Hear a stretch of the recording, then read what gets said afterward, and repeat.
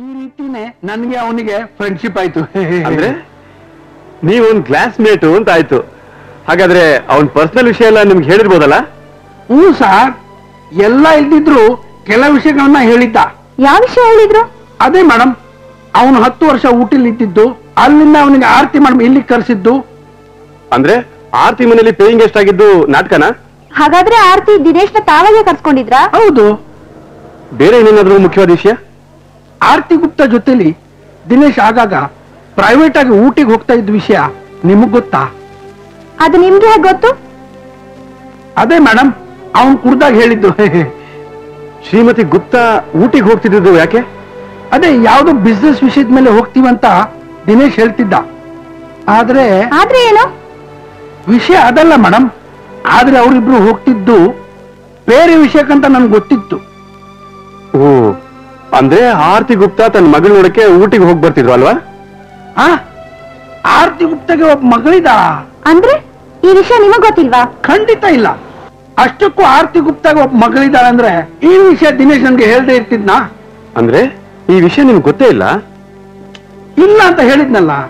ಈ ವಿಷಯ ಅವನಿಗೆ ಗೊತ್ತಿದ್ರೆ ಕುಡ್ದಾಗ ಅವನು ಹೇಳ್ದೆ ಇರ್ತಿದ್ನಾ? ಅದ್ ಸರಿ, ಈ ಆರ್ತಿ ಗುಪ್ತಾ ಹೇಗೆ? ಅವ್ರು ನಿಮಗ್ ಪರಿಚಯ ಇದೆಯಾ? ಅಷ್ಟೇನ್ ಪರಿಚಯ ಇರ್ಲಿಲ್ಲ. ಆದ್ರೆ ಒಮ್ಮೆ ನನ್ಗೆ ದಿನೇಶ್ ಪರಿಚಯ ಮಾಡಿಸಿದ್ದ. ಓ ಹೌದಾ? ಅವತ್ತು ಏನಾಯ್ತು ಅಂದ್ರೆ,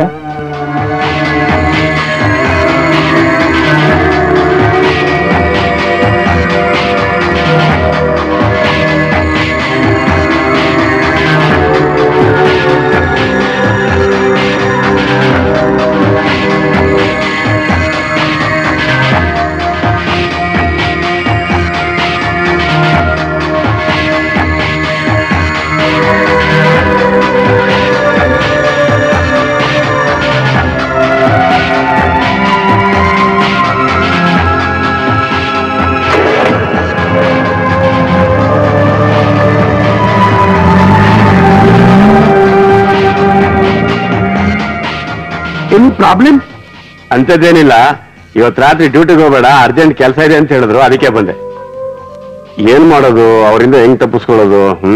ಓ, ಹಾಗಾದ್ರೆ ಇವತ್ತು ನೀನ್ ಬಹಳ ಬಿಸಿ, ಬಾರ್ಗೆ ಬರಲ್ಲ ಅಂತ. ಅದಕ್ಕೆ ಏನ್ ಸಂಬಂಧ ಇಲ್ಲ. ನಡಿ ಹೋಗೋಣ. ಆಯ್ತು, ಹೋಗೋಣ. ಏನ್ ಹೇಳ್ತಿದ್ರ ನೀವು? ಕೊಲೆಯಾದ ಹಿಂದಿನ ದಿವಸ ಆರ್ತಿ ಗುಪ್ತಾ ಇಲ್ಲೇ ಇದ್ರ? ಹೌದು. ನೀವು ಅವ್ರು ನೋಡಿದ್ರಾ? ನೇರವಾಗಿ ನೋಡ್ಲಿಲ್ಲ ಮೇಡಮ್. ಆದ್ರೆ ಆರ್ತಿ ಗುಪ್ತಾ ಮತ್ತೆ ದಿನೇಶ್ ಜೊತೆ ಕೂತಿದ್ ನಾನು ನೋಡಿದ್ದೀನಿ.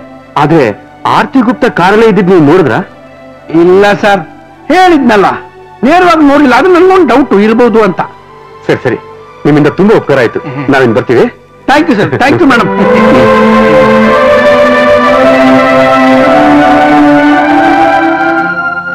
ಸರ್, ಶ್ರೀಧರ್ ಹೇಳಿದ್ದನ್ನೆಲ್ಲ ನಂಬಬಹುದು ಅಂತೀರಾ? ಯಾಕೆ ನಿನ್ಗೆ ಅನುಮಾನ? ಹಾಗಲ್ಲ ಸರ್, ಕೊಲೆಯಾಗಿದ್ದ ಹಿಂದಿನ ದಿನ ಆರ್ತಿ ಗುಪ್ತಾ ಊರಲ್ಲೇ ಇದ್ರು ಅಂತಾರೆ. ಹೇಗ್ ಸರ್ ನಂಬೋದು? ಯಾಕಿರ್ಬಾರ್ದು? ಆರ್ತಿ ಗುಪ್ತನ ಯಾಕೆ ಸುಳ್ಳು ಹೇಳಿರ್ಬಾರ್ದು? ಹಾಗಲ್ಲ ಸರ್, ಆರ್ತಿ ಗುಪ್ತಾ ದಿನೇಶ್ಗೆ ಇವತ್ ರಾತ್ರಿ ಆಫೀಸ್ಗೆ ಹೋಗ್ಬೇಡ, ಎಲ್ಲೋ ಹೋಗೋದಿದೆ ಅಂತ ಅಂದ್ರಂತಲ್ಲ, ಇದನ್ನೆಲ್ಲ ನಂಬಕ್ಕಾಗುತ್ತಾ ಸರ್? ಮೇಘ, ಸತ್ಯ ತುಂಬಾ ವಿಚಿತ್ರವಾಗಿರುತ್ತೆ. ಎಲ್ರೂ ಅನ್ಕೊಂಡಿರೋದು ಆರ್ತಿ ಗುಪ್ತಾ ಅವತ್ತು ಊರಲ್ಲಿ ಇರ್ಲಿಲ್ಲ, ಬೆಳಗ್ಗೆ ಬಂದ್ರು ಅಂತ. ಆದ್ರೆ ಶ್ರೀಧರ್ ಪ್ರಕಾರ ಆರ್ತಿ ಯಾವ ಊರಿಗೂ ಹೋಗೇ ಇರ್ಲಿಲ್ಲ. ಅಂದ್ರೆ ಇಬ್ರು ಸೇರ್ಕೊಂಡು ನೆಕ್ಲೆಸ್ ಕಳ್ತನ ಮಾಡೋ ನಾಟಕ ಆಡ್ತಿದ್ದಾರೆ ಅಂತೀರಾ? ಮೇಲ್ನೋಟಕ್ಕೇನೋ ಹಾಗೆ ಅನಿಸ್ತಿದೆ. ಇಷ್ಟರವರೆಗೂ ಆರ್ತಿ ಗುಪ್ತಾ ದಿನೇಶ್ ಒಳ್ಳೆಯವನು ಅಂತ ಸೇಫ್ ಮಾಡಕ್ ಟ್ರೈ ಮಾಡಿದ್ದು ಇದಕ್ಕೆ ಪುಷ್ಟಿ ಕೊಡ್ತಾ ಇದೆ. ಹೌದು ಸರ್, ಇದ್ರಲ್ಲಿ ಸಂದೇಹನೇ ಇಲ್ಲ. ಆರ್ತಿ ಮತ್ತು ದಿನೇಶ್ದೇ ಈ ಕೆಲಸ. ಹಾ, ಒಂದ್ ನಿಮಿಷ. ನಾವು ಆ ತೀರ್ಮಾನ ತಗೊಳಕ್ ಮುಂಚೆ ಇನ್ನೂ ಕೆಲವು ಪ್ರಶ್ನೆಗಳಿಗೆ ಉತ್ತರ ಹುಡುಕ್ಬೇಕಾಗತ್ತೆ. ಯಾವ ಪ್ರಶ್ನೆಗಳು ಸರ್? ಮೊದಲನೇದಾಗಿ, ಈಗ ದಿನೇಶ್ ಎಲ್ಲಿದ್ದಾನೆ ಅನ್ನೋದು.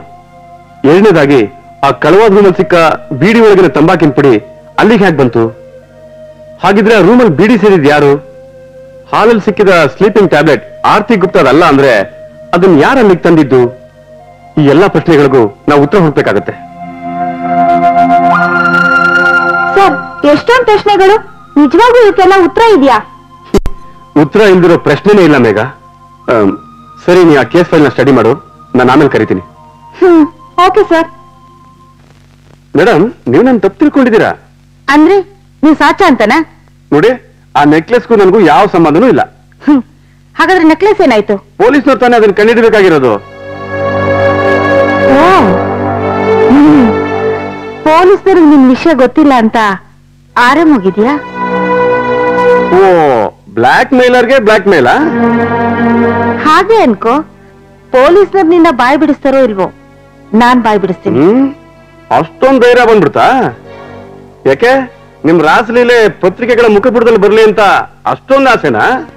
ಹೌದು, ಅಷ್ಟಕ್ಕೂ ನಿಮ್ ಹಿಂದೆ ಯಾರಿದ್ದಾರೆ ಅಂತ ನೀವು ಇಷ್ಟೊಂದು ಬಂಡ ಧೈರ್ಯ ಮಾಡ್ತಿದ್ದೀರಾ ಅಂತ ಕೇಳ್ಬೋದಾ? ಖಂಡಿತ ಮಿಸ್ಟರ್ ರಮೇಶ್, ನೀವು ನನ್ನನ್ನು ಕೇಳದೇ ಇದ್ರು ಅದು ನನ್ನಿಂದಾನೆ ಅಂತ ನಾನು ಹೇಳ್ತೀನಿ. ಬನ್ನಿ ಮಿಸ್ಟರ್ ಧರ್ಮ, ಸರಿಯಾದ ಟೈಮ್ಗೆ ಬಂದಿದ್ದೀರಿ. ನಾನು ನಿನ್ನ ವಿಚಾರಿಸ್ಕೊಳ್ಳೋಣ ಅಂತಿದ್ದೆ, ಈಗ ನೀವೇ ಬಂದಿದ್ದೀರಿ. ನೀವು ಮಿಸ್ಟರ್ ಧರ್ಮ, ಪ್ರೈವೇಟ್ ಡಿಟೆಕ್ಟಿವ್. ಯಾಕೆ ಇಷ್ಟು ದೊಡ್ಡ ಬ್ಲಾಕ್ ಮೇಲರು ಅಷ್ಟ್ರಾಲ್ ಒಬ್ಬ ಡಿಟೆಕ್ಟಿವ್ ಹೆದರ್ಕೊಳ್ಳೋದ? ಸರ್, ಇವ್ನ್ ಮಾಡೋದೇ ಅಂತ ಕೆಲಸ ಅಲ್ವಾ?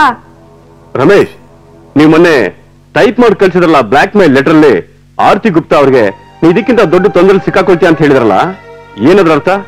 ನೀವ್ ಏನ್ ಹೇಳ್ತಿದ್ರಿ ಅಂತ ನನ್ಗೆ ಗೊತ್ತಾಗ್ತಿಲ್ಲ. ನಾನೊಬ್ಬ LIC ಏಜೆಂಟ್ ಅಷ್ಟೇ. ವಾವ್, ಎಷ್ಟು ಚೆನ್ನಾಗಿ ಆಕ್ಟ್ ಮಾಡ್ತೀರಾ ರಮೇಶ್. ನಿಜವಾಗ್ಲೂ ನೀವು ಸಿನಿಮಾದಲ್ಲೂ ಟಿವಿನಲ್ಲೂ ಸೇರ್ಕೊಂಡ್ರೆ ಹಿಟ್ ಆಗ್ತೀರಾ. ನೋಡಿ, ನೀವ್ ಏನ್ ಹೇಳಿದ್ರು ಅಷ್ಟೇ, ಆರ್ತಿ ಅವ್ರ ಹತ್ರ ಪಾಲಿಸಿ ವಿಷಯ ಬಿಟ್ಟು ಇನ್ನೇನು ಗೊತ್ತಿಲ್ಲ. ನೀವು ಬ್ಲಾಕ್ ಮೇಲ್ ಮಾಡ್ತಿರೋ ವಿಷಯ ನಾನೇ ಪೊಲೀಸರಿಗೆ ತಿಳಿಸೋಣ ಅನ್ಕೊಂಡಿದ್ದೆ. ಆದ್ರೆ ಲಾಸ್ಟ್ ಚಾನ್ಸ್ ಕೊಡ್ತಾ ಇದ್ದೀನಿ. ಕದ್ದಿರೋ ನೆಕ್ಲೆಸ್ ಮತ್ತೆ ಫೋಟೋಸ್ಗಳನ್ನ ವಾಪಸ್ ತಂದು ಕೊಟ್ಬಿಡಿ. ಏನ್ ಹೆದರ್ಸ್ತಾ ಇದ್ದೀರಾ? ನೀವು ನಾನು ಏನು ಮಾಡ್ಕೊಳಕ್ಕಾಗಲ್ಲ. ನಾನ್ ಬ್ಲಾಕ್ ಮೇಲ್ ಮಾಡ್ತಿದ್ದೀನಿ ಅನ್ನೋದಕ್ಕೆ ನಿಮ್ಮ ಹತ್ರ ಏನ್ ಸಾಕ್ಷಿ ಇದೆ?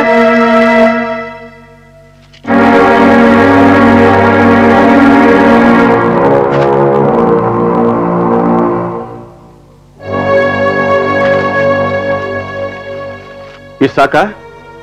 ಬ್ಲಾಕ್ ಮೇಲ್ ಕೇಸಲ್ಲಿ 7 ವರ್ಷ, ಅದ್ರ ಜೊತೆ ನೆಕ್ಲೆಸ್ ಕೊಲೆ ಅಂತ ಆದ್ರೆ ಎಲ್ಲಾ ಸರಿ 14 ವರ್ಷ ಜೈಲ್ ಸೇರ್ಬೇಕಾಗತ್ತೆ. ಸರ್, ಆರ್ತಿ ಗುಪ್ತಾ ಅವ್ರಿಗೆ ಬ್ಲಾಕ್ ಮೇಲ್ ಮಾಡ್ತಿದ್ದ ನಿಜ, ಆದ್ರೆ ಕೊಲೆ ಆಗ್ಲಿ ನೆಕ್ಲೆಸ್ ಕಳ್ತನ ಆಗ್ಲಿ ನಾನು ಮಾಡಿಲ್ಲ ಸರ್. ರಮೇಶ್, ಆ ಫೋಟೋಗಳು ಈಗ ಎಲ್ಲಿವೆ? ಬ್ಯಾಂಕ್ ಲಾಕರ್ ಅಲ್ಲಿ. ಅವನ್ ಇವಾಗ್ಲೇ ತಂದು ಕೊಡ್ತೀನಿ. ಮಗುಗೆ ಈ ವಿಷಯ ಲೀಕ್ ಮಾಡಲ್ಲ ತಾನೆ? ಮಗು? ಯಾವ ಮಗು? ಇನ್ಯಾ ಮಗು? ಮಿಸಸ್ ಗುಪ್ತಾ ಅವ್ರದ್ದು, ಊಟಿಲಿ ಓದ್ತಾ ಇದೆಯಲ್ಲ ಆ ಮಗು. ಮಿಸ್ಟರ್ ಧರ್ಮ, ನಂಗೆ ಅರ್ಜೆಂಟ್ ಆಗಿ ಮೀಟಿಂಗ್ ಇದೆ, ಮರ್ತೇ ಹೋಗ್ಬಿಟ್ಟಿತ್ತು. ಆ ಮಗು ವಿಚಾರ ಈಗ ಯಾಕೆ ಮಾತಾಡ್ತೀರಾ ಬಿಡಿ. ಹಾಗಲ್ಲ ಮೇಡಮ್, ಇಂಥವ್ರನ್ನೆಲ್ಲ ಸುಮ್ಮನೆ ಬಿಡಬಾರ್ದು. ಯಾವ ಮಗು? ನೀವೆಲ್ಲ ಏನ್ ಹೇಳ್ತಿದ್ದೀರಾ? ಆರ್ತಿ ಗುಪ್ತಾ ಮಗುನಾ? ಇವ್ರಿಗೆಲ್ಲಿದೆ ಮಗು?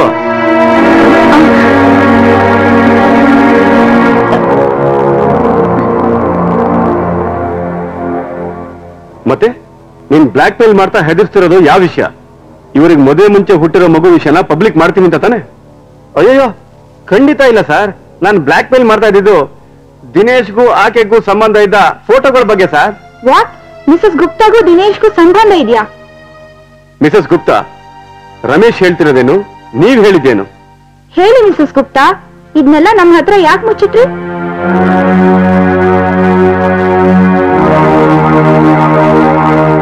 ಯಾಕೆ ಈ ತರ ನಮ್ಮ ಹತ್ರ ಎಲ್ಲ ಸುಳ್ಳು ಹೇಳಿದ್ರಿ ಮೇಡಮ್? ನಿಜವಾದ ವಿಷಯನ ಮುಚ್ಚಿಟ್ಟು ಬೇರೆ ವಿಷಯ ಸೃಷ್ಟಿ ಮಾಡಿ ಹೇಳಿದ್ದು ಯಾಕೆ?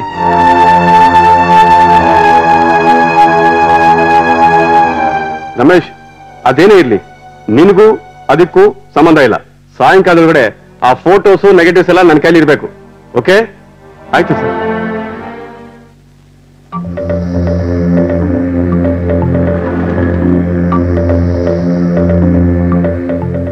ಸರ್, ನನ್ಗೊಂದು ವಿಷಯ ಅರ್ಥ ಆಗ್ಲಿಲ್ಲ. ಏನು? ಅದೇ ಸರ್, ಆ ರಮೇಶನ್ಗೆ ನೀವು ಬ್ಲಾಕ್ ಮೇಲರ್ ಪತ್ರ ತೋರಿಸಿದಾಗ ಅವ್ನು ಹೆದರ್ಕೊಂಡು ಎಲ್ಲಾ ವಿಷಯನ ಹೇಳ್ಬಿಟ್ನಲ್ಲ, ಆ ಪತ್ರ ನಾನ್ ಬರ್ದಿದ್ದಲ್ಲ ಅಂತ ಅವ್ನ್ ಸಾಧಿಸ್ಬೋದಿತ್ತಲ್ವಾ? ಯಾಕೆ ಅಷ್ಟು ಸುಲಭವಾಗಿ ಒಪ್ಕೊಂಡ್ಬಿಟ್ಟ ಅಂತ. ನನಗೆ ಗೊತ್ತಿತ್ತು ನೀನ್ ಈ ಪ್ರಶ್ನೆ ಕೇಳ್ತೀಯ ಅಂತ.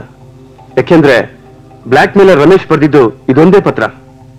ಈ ಪತ್ರನ ಅವ್ನು ನಮ್ ಕೈಲಿ ನೋಡಿದಾಗ ಗಾಬರಿ ಆಗ್ಬಿಟ್ಟ. ಸರ್, ರಮೇಶ್ ಆರ್ತಿ ಗುಪ್ತಾಗೆ ಫೋನ್ ಮೂಲಕ ತಾನೇ ಯಾವಾಗ ಬ್ಲಾಕ್ ಮೇಲ್ ಮಾಡ್ತಾ ಇದ್ದಿದ್ದು.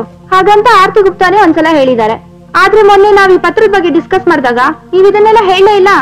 ಯಾಕೆಂದ್ರೆ ಅವಾಗ ನನ್ಗಿನ್ನೂ ಯಾರು ಬರ್ದಿದ್ದು ಅಂತ ಕನ್ಫರ್ಮ್ ಆಗಿರ್ಲಿಲ್ಲ. ಇವತ್ತು ಆರ್ತಿ ಗುಪ್ತಾಗೆ ಬ್ಲಾಕ್ ಮೇಲ್ ಮಾಡ್ತಿದ್ ನೋಡಿ ಕನ್ಫರ್ಮ್ ಆಯ್ತು. ಸರ್, ಈ ಪತ್ರದಲ್ಲಿ ಯಾರಿಗೆ ಬ್ಲಾಕ್ ಮೇಲ್ ಮಾಡಿದ್ದು ಅಂತ ಬರ್ದಿಲ್ಲ. ಆರ್ತಿ ಗುಪ್ತಾಗೆ ಅವನು ಫೋನ್ ನಲ್ಲಿ ತಾನೇ ಬ್ಲಾಕ್ ಮೇಲ್ ಮಾಡ್ತಾ ಇದ್ದಿದ್ದು. ಅದೇ ರಮೇಶ್ ಬ್ಯಾಡ್ ಲಕ್. ಅವನು ಯಾವಾಗ್ಲೂ ಆರ್ತಿ ಗುಪ್ತಾಗೆ ಫೋನ್ ನಲ್ಲೇ ಬ್ಲಾಕ್ ಮೇಲ್ ಮಾಡಿ ದುಡ್ಡು ಕೇಳ್ತಾ ಇದ್ದು ನಿಜ. ಆದ್ರೆ ಅವನು ಮೊದಲು ಬ್ಲಾಕ್ ಮೇಲ್ ಮಾಡಿದ್ದು ದಿನೇಶ್ಗೆ. ಏನ್ ಸರ್ ನೀವ್ ಹೇಳ್ತಾ ಇರೋದು? ಆರ್ತಿ ಗುಪ್ತಾ ಬ್ಲಾಕ್ ಮೇಲ್ಗೂ ದಿನೇಶ್ಗೂ ಏನ್ ಸರ್ ಸಂಬಂಧ? ಇದನ್ನೇ ಆರ್ತಿ ಗುಪ್ತಾ ನನ್ನಿಂದ ಮುಚ್ಚಿಟ್ಟಿದ್ದು. ಆರ್ತಿ ಗುಪ್ತಾಗೂ ದಿನೇಶ್ಗೂ ನಡುವೆ ಇದ್ದ ಅಕ್ರಮ ಸಂಬಂಧದ ಫೋಟೋನ ರಮೇಶ್ ತೆಗೆದಿದ್ದ. ಈ ಫೋಟೋಗಳು ತೋರಿಸಿ ತಾನೇ ಆರ್ತಿ ಗುಪ್ತಾಗೆ ಬ್ಲಾಕ್ ಮೇಲ್ ಮಾಡ್ತಾ ಇದ್ದಿದ್ದು. ಆದ್ರೆ ಅವನು ಮೊದಲು ಬ್ಲಾಕ್ ಮೇಲ್ ಮಾಡಕ್ ಶುರು ಮಾಡಿದ್ದು ದಿನೇಶ್ನ. ಒಂದ್ ಪತ್ರ ಬರೆದು ಅದನ್ನ ದಿನೇಶ್ ಕೊಡಕ್ಕೆ ರಾಮ್ ಭಟ್ರ ಕೈ ಕಳಿಸ್ತಾ. ಆಮೇಲೆ ರಾಮ್ ಭಟ್ಟ ಅದನ್ನ ತಂದು ದಿನೇಶ್ ಕೈ ಕೊಟ್ಟ. ಗಾಬರಿಯಾದ ದಿನೇಶ್ ಅದನ್ನ ಆರ್ತಿ ಹತ್ರ ಹೇಳ್ದ. ಆರ್ತಿ ಗುಪ್ತಾ ಗಾಬರಿಯಾಗಿ ರಮೇಶನ್ನ ಕರೆದು ಅವನ ಕೈಲಿ ಕೇಳ್ದ ಕ್ಷಣ ಕೊಟ್ಬಿಟ್ಲು. ಇದು ನೋಡಿದ ರಮೇಶ್ಗೆ ಇನ್ನು ದಿನೇಶನ ಅಗತ್ಯ ಇಲ್ಲ ಅನ್ಬಿಟ್ಟು ಡೈರೆಕ್ಟ್ ಆಗಿ ಆರ್ತಿ ಗುಪ್ತಂಗ್ ಫೋನ್ ಮಾಡಿ ಬ್ಲಾಕ್ ಮೇಲ್ ಮಾಡಕ್ ಶುರು ಮಾಡ್ದ. ಓ ಆಗ್ ಬರದ್ ಲೆಟರ್ ಇದು ಅಲ್ವಾ ಸರ್? ಒಂದು ರೀತಿಲಿ ಸರಿ, ಆದ್ರೆ ಪೂರ್ತಿ ಸರಿ ಇಲ್ಲ. ಅದ್ ಹೇಗ್ ಸರ್? ಒಗ್ದಾಗ್ ಹೇಳ್ಬೇಡಿ ಪ್ಲೀಸ್, ಸ್ವಲ್ಪ ಬಿಡಿಸಿ ಹೇಳಿ. ಆ ಪತ್ರ ಡೂಪ್ಲಿಕೇಟ್, ಅದು ಒರಿಜಿನಲ್ ಪತ್ರ ಅಲ್ಲ.